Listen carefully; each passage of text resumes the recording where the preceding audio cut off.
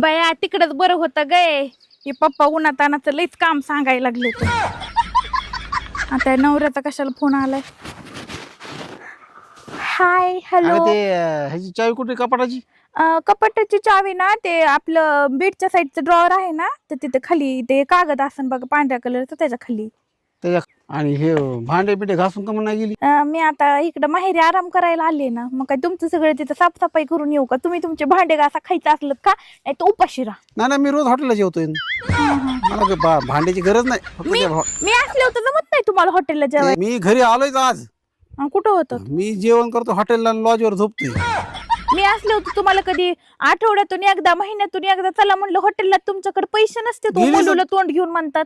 गेलीस ना तू आयुष करायला माहेरात? मला म्हणलीस मी गेलेच आयुष करणार आहे. काय करतेस नेमकं? हे काय आयुष्यात करते मी काय काम करते काय आयुष्यात करते. हा मग आयुष्यात करते आता